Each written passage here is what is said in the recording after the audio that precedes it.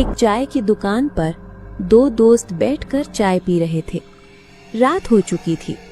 दोनों आपस में बात करते करते कब रात हो गई उनको पता ही नहीं चला। राजू, तूने सुना है जंगल के उस पर एक पुरानी हवेली है। मैंने सुना है उसमें खजाने की पोटली है। लेकिन ये बात तुझे किसने बताई और तू ये यकीन से कह सकता है खजाने की पोटली है? अरे ये बात मुझे मेरे दादा ने बताई थी कि जंगल की उस पार एक पुरानी हवेली है और वो काफी सालों से बंद है। उसमें काफी सारा खजाना है। अरे रामलाल, वो एक कहानी है। तुम्हारे दादा ने तुम्हें कहानी में बताया होगा वहाँ पुरानी हवेली है और उसमें खजाना है। कहानी पर यकीन नहीं करते। अरे यार राजू, क्या हुआ? हम दोनों ऐसे ही रहेंगे हमेशा? अगर हम चलकर एक बार देख लेते हैं तो क्या पता हम भी माला माल हो जाएं? राजू ने रामलाल की बात को सोचा कि अगर हम दोनों ऐसे ही अपनी जिंदगी गुजार देंगे तो फिर कोई फायदा नहीं है। राजू ने सोचा क्यों ना हम एक बार जाकर देख ही लेते हैं और राजू जाने के लिए तैयार हो गया। रामलाल, मैं जाने के लिए तैयार हूँ, लेकिन मुझे वहाँ जाते हुए डर लग रहा है। अरे राजू, तू डर मत, मैं हूँ तेरे साथ, कुछ नहीं होगा।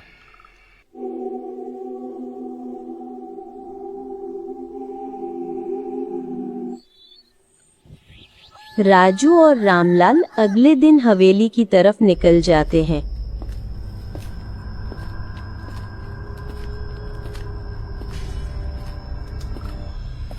जैसे ही वो गांव के बाहर से निकलते हैं, उन्हें रास्ते में एक पुराने बुजुर्ग रामू चाचा मिल जाते हैं। अरे बेटा, तुम दोनों कहाँ जा रहे हो इधर?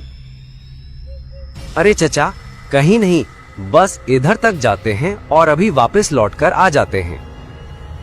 ठीक है बेटा, थोड़ा ध्यान से ही जाना और ज्यादा आगे तक मत जाना।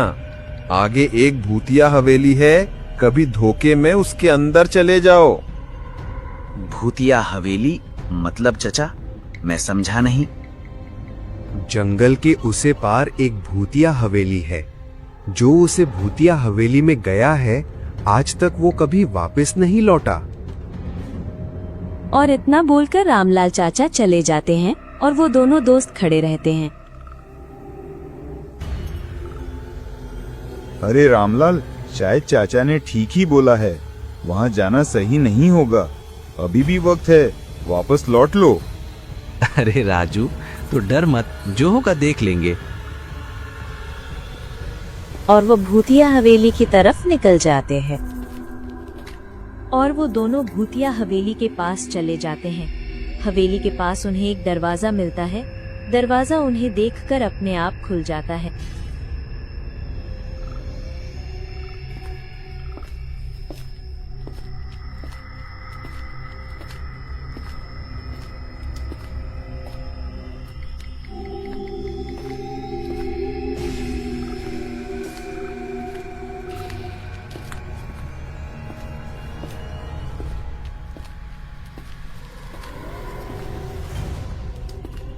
रामलाल, मुझे यहाँ पर बहुत डर लग रहा है।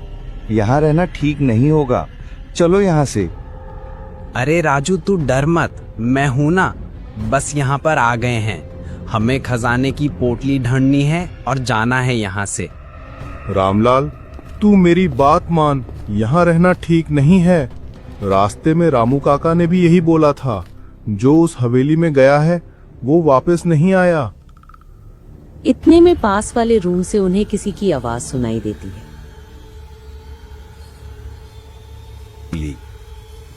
कौन है, कौन है? मैंने पूछा, कौन है? सामने आओ। अंदर से कोई भी जवाब नहीं आता है। दोनों दोस्त डर जाते हैं। हवा तेज हो जाती है और बारिश भी शुरू हो जाती है। बिजली कड़कती है। दोनों काफी डरे हुए हैं। राजू, तू यहीं रुक, मैं जाकर देखता हूँ कौन है वहाँ पर। रामलाल दूसरे कमरे में देखने के लिए चला जाता है। वहाँ उसको कुछ भी नहीं दिखाई देता।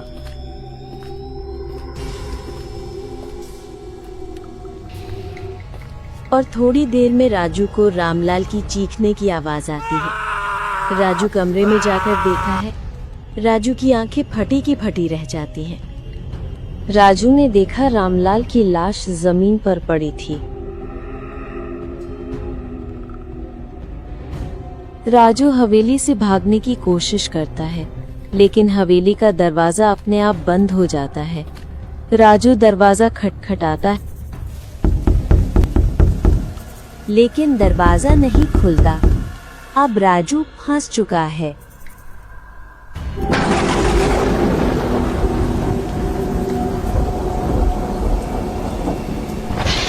राजू बार बार दरवाजा खटखटाता है, लेकिन दरवाजा नहीं खुलता।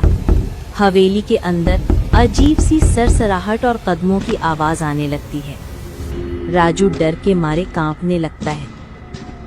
कौन है? कौन है वहाँ? मुझे यहाँ से जाने दो प्लीज। तभी अचानक अंधेरे में एक साया राजू की तरफ बढ़ता है। राजू डर के मारे पीछे हटने लगता है। तुम्हें किसने कहा था इस हवेली में आने को? मुझे कुछ नहीं चाहिए, न खजाना न पोटली, बस मुझे यहाँ से जाने दो। साया और करीब आता है और उसकी आंखें लाल चमकती हैं। राजू कांपते हुए पीछे हटते हटते एक कमरे में घुस जाता है। कमरे में उसे एक पुराना संदूक दिखाई देता है। संदूक खुद ब खुद खुल जाता है। उसमें से सोने चांदी के गहने और सिक्के चमकते हुए दिखते हैं। ये तो सच है, यहाँ वाकई खजाना है। लेकिन तभी सोने के सिक्के खून से लाल होने लगते हैं। गहनों की जगह कंकाल निकलने लगते हैं।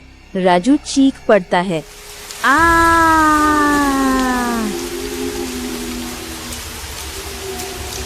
ये हवेली किसी का खून मांगे बिना किसी को जाने नहीं देती। मुझे छोड़ दो, मैं वापस नहीं आऊंगा। तभी पीछे से रामलाल का साया राजू के कंधे पर हाथ रखता है। रामलाल, तू जिंदा है? मैं जिंदा नहीं, अब इस हवेली का हिस्सा बन चुका हूँ। अब तुझे भी यहीं रहना होगा राजू, हमेशा। राजू चीखते हुए दरवाजे की ओर भागता है, लेकिन दरवाजा अचानक अपने आप खुल जाता है। राजू बिना पीछे देखे भाग जाता है।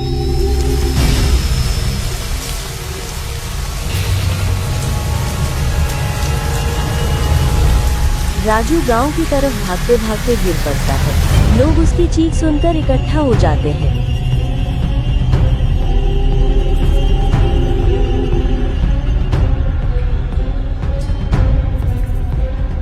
राजू, क्या हुआ? रामलाल कहाँ है? वो हवेली, वो भूतिया हवेली। रामलाल कभी वापस नहीं आएगा। इतना कहकर राजू बेहोश हो जाता है। गांव वाले समझ जाते हैं कि आज फिर एक आत्मा हवेली में कैद हो चुकी है और हवेली का खौफ पहले से भी ज्यादा बढ़ जाता है। सभी गांव वाले रात होते ही अपने अपने घरों में छुप जाते, कोई भी बाहर नहीं जाता। देखो, उसे हवेली में जो भी जाएगा अब जिंदा वापस नहीं आएगा। क्यों ना मुखिया जी, हम सब गांव वाले एक बार उसे हवेली में जाकर देखें। जितना तुम सोच रहे हो चंदन, इतना आसान नहीं है, और मैं ये नहीं चाहता कि मैं गांव वालों की जान मुसीबत में डालूं। लेकिन मुखिया जी, हमें कुछ ना कुछ तो करना पड़ेगा, नहीं तो सारे गांव वाले इसी तरह एक एक करके मारे जाएंगे।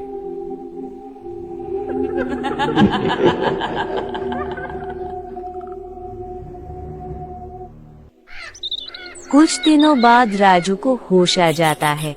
फिर रामू काका और हरी से सब कुछ बता देता है। रामू काका, उसे हवेली में जाना अच्छा नहीं है। अब हरी राम कभी भी वापस नहीं आएगा। अब वो भी इस हवेली का हिस्सा बन चुका है। लेकिन बेटा, मैं तुमसे जाते हुए मना किया था। रामलाल ने मेरी बात नहीं मानी। आज बात ना मानने से वो जा चुका है।